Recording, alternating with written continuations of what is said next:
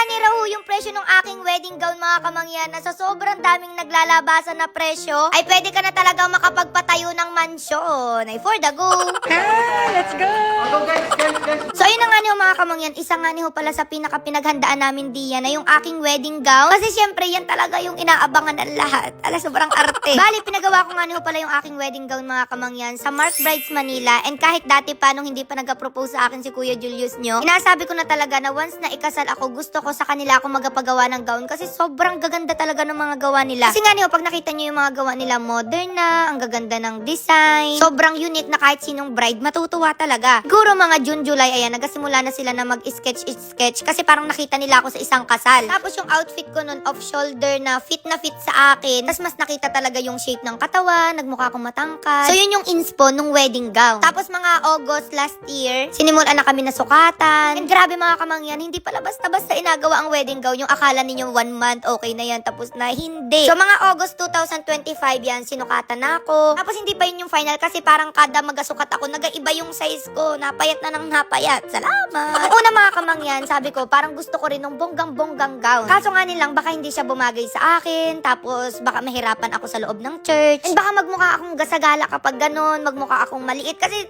sobrang liit ko lang talaga na babae, hindi ako matangkad. Baka magmukha akong gadibo, ganyan. Kasi yung ganun na gown, may mga inabagayan talaga siya. And parang hindi talaga siya para sa akin. And gusto ko sa wedding gown mga kamangyan, simple lang pero elegant. Alam mo yung may maiibuga talaga. Nakikita pa rin ako, ganyan. Kasi baka matabunan na ako ng gown. Salamat! Nung una mga kamangyan, para wala akong pagsisihan, pinasukat sa akin ng Mark Brides yung mga sample nila doon. Yun yung mga malalaki nilang gown, ganyan. And wala, hindi talaga siya bagay sa akin. Yun yung ma-advise ko na hindi porket bagay dun sa isa, ay bagay na rin sa'yo. Kasi may babagay at babagay talaga sa'yo na gown. And yung wedding gown ko, yun talaga yung masasabi ko na perfect talaga para sa akin. Ala, sobrang inasikaso talaga nila ako ng bonggang-bongga mga kamangyan. Hindi talaga nila ako pinabayanan. Gusto rin nila na bawat bride maganda sa kasal. Yung style ng gown ko mga kamangyan, off-shoulder siya. Tapos punong-puno yan ng iba't ibang klase ng beads. Basta bawat details niyan, bawat ginamit dyan, parang galing sa iba't ibang bansa. And para siyang crop top ng konti. Kailangan yan saktong-sakto sa katawan ko mga kamangyan. And nung inasukat yan sa akin, grabe, mukha talaga akong matangkad kahit hindi. Maliban doon, meron pa yung nilagay doon sa pinakang likod ko para pag magalakad ako sa church, ano siya, yung parang bongga-bongga pa rin siya. Tapos off-white yung shade niya mga kamangyan para doon sa skin tone ko. Yun yung bagay para hindi ako magmukhang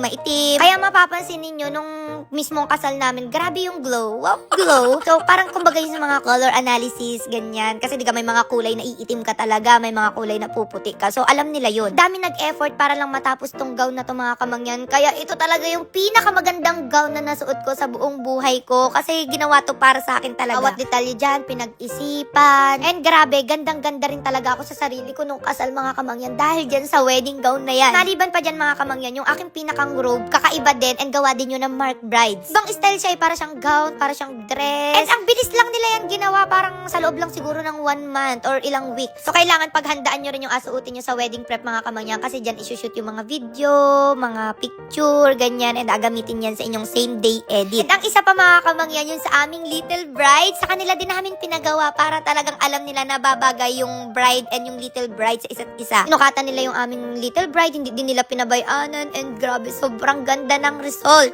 Quality yan mga kamangyan, hindi yan binasta, kaya talagang saludo ako sa buong Mark Brides team. About naman dun sa price mga kamangyan, grabe, sobrang dami talaga nagalabasan ng mga chismis na 10 million daw, 20 million, ganito ganyan. Ako na ho yung nagasabi, fake news kayo, hindi ganun yung presyo ng aking wedding gown. Mukha lang na ganun yung presyo kasi nga sobrang bongga, sobrang elegant. Pero ayan, wag kayong magpapaniwala basta-basta kasi kahit kami parang nagugulat at natatawa na lang. Ay, for the go. And ayun mga kamangyan, good news, mamimili kami ng Mark Brides Manila ng 2 bride na gagawa ng gown. Kailangan nyo lang gawin, i-follow yung kanilang page, i-share itong video, itag nyo sila, mag-comment kayo kung anong reason, bakit kayo yung kailangang manalo. And just in case kayo yung mapili pero hindi naman kayo ikakasal, pwede nyo yung ibigay sa iba like kapatid ninyo, kaibigan ninyo, ganyan. So kayo nang bahala. So sobrang excited na ako sa mapipili mga kamangyan kasi iba talaga sa feeling kapag nasuot mo yung iyong dream wedding gown. Ay, for the go. So siya si Miss Mark mga kamangyan, siya yung owner ng Mark Brides Manila and grabe, sobrang bait niya, sobrang humble. Inasukatan ako, grabe talaga yung pag-a-analyze niya, talagang inapakatingnan-tingnan niya kung anong mali, anong bagay, anong hindi. So tuwing inasukatan ako talagang napapakinggan ko yun, bawasan yung ganito,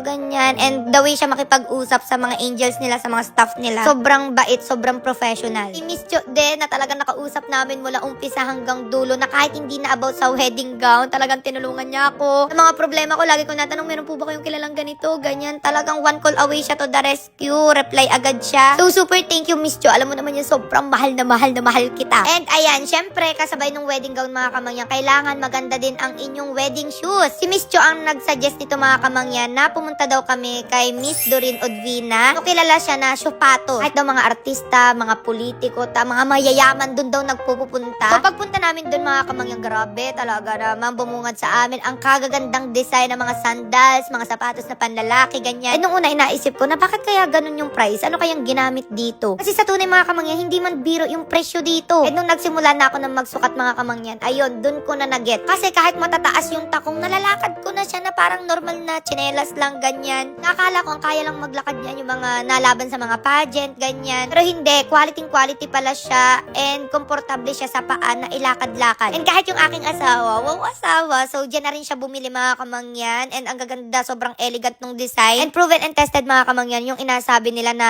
hindi magsasakit yung paa mo kahit maghapon mo siyang suotin. Ako talaga namang for the go. Kasi nung wedding namin, mula umaga hanggang gabing-gabi na, alas 12 na yata ng gabi yun, suot ko pa rin yung sapatos, and hindi ako nagkaroon ng sugat, hindi nangalay yung paa ko. Imagine nyo, ang tangkad-tangkad ng aking sandalyas, pero tumagal siya sa paa ko. Ayan, sobrang saludo ako sa kanila, mga kamangyan, and sabi ko, pag bibili ulit ako ng sandals sa kanila na para pang matagalan na talaga at hindi sayang yung pera. So ayun, grabe, sobrang dami ko pang ichichika sa inyo, mga kamangyan, kasi sobrang dami talaga mga kaganapan ng aming kasal. And ayun, kung may mga tanong pa kayo, mga kamangyan, about doon sa aming wedding, naku, mag-comment lang kayo dyan at asagutin namin. For the go!